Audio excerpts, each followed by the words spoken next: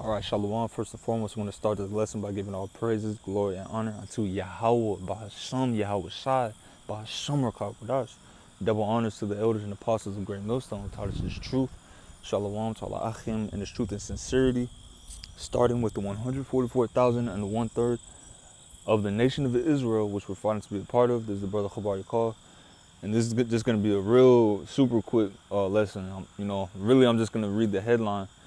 Well, I might show a little bit of the article, but it says second human to receive Neuralink brain chip uses it to play Counter-Strike 2. All right, and this is just showing you that, everything that the scriptures says is coming to pass. Everything that the elders and apostles of Great Millstone on down to the very last man in Great Millstone regarding the MOTB, which is written of in Revelation 13 and 17, is definitely coming to pass. This is just going to show you the prophecies are speaking.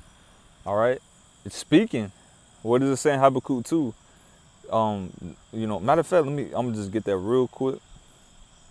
Okay, just real quick, let me get that. Because man, if that ain't the scriptures jumping off the pages, I don't know what is. Habakkuk 2 and 1.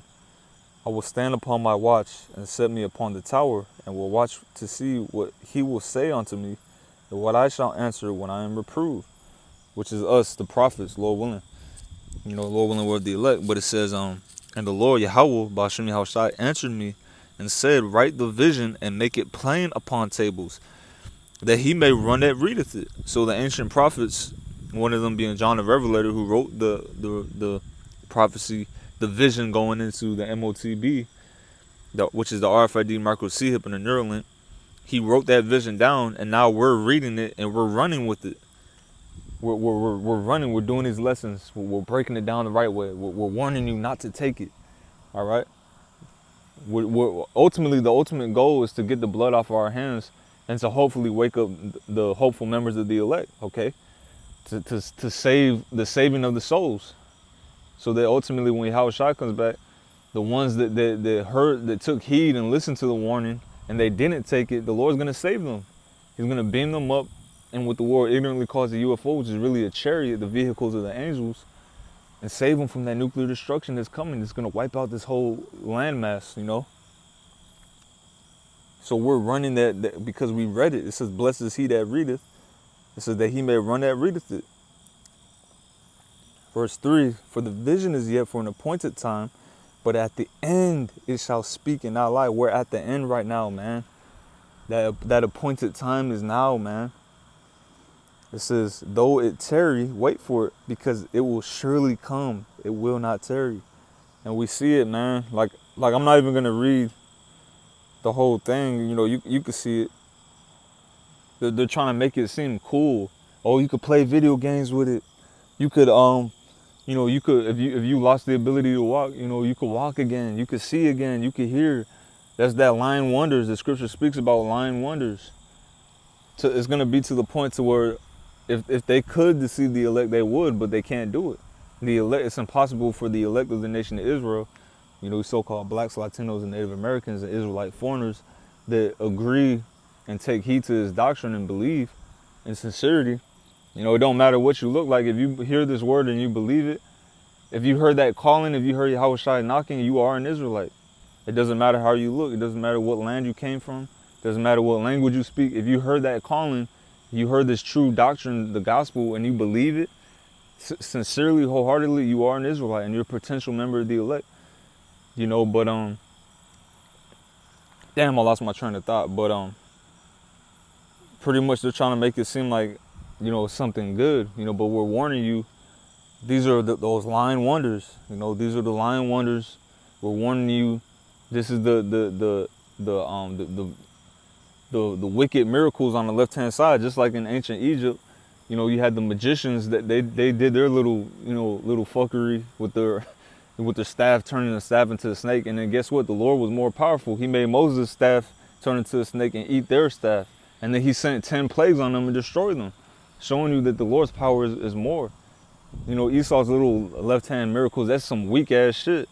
The Lord's actually going to give us new bodies. Esau can't do that. He can't give you a new body that's going to live forever. But they're going to try to make this seed something appealing to the masses.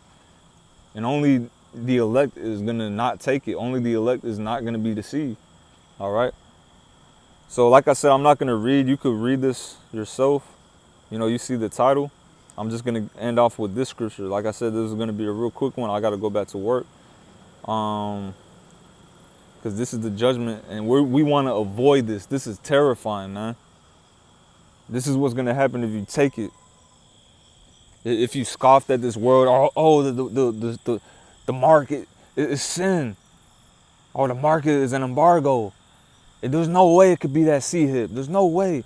You know, if you scoffed at it, man, this is some scary stuff that you're playing with right here, man. You're playing with fire, literally. And we want to avoid that. That's our goal.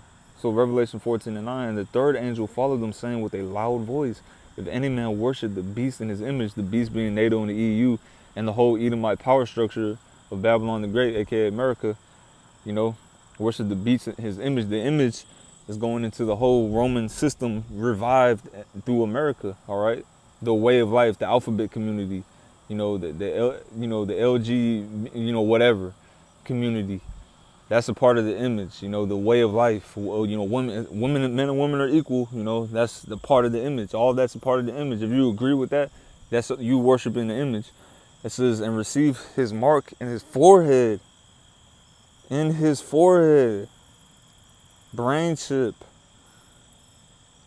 And receive his, it says, or in his hand, the same shall drink of the wine of the wrath of the Most High, which is poured out without mixture into the cup of his indignation, and he shall be tormented with fire and brimstone in the presence of the holy angels and in the presence of the Lamb.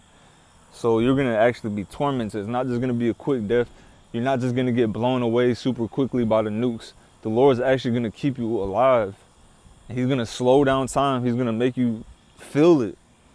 And like the brother Kasha Kwala, he said, you know, last Saturday at camp, you might, if you're an Israelite, well, really, a heathen, whoever's in that fire, the Lord can have you in that fire for hundreds of years, thousands of years, before he finally, you know, lets you come back, you know, in the reincarnation.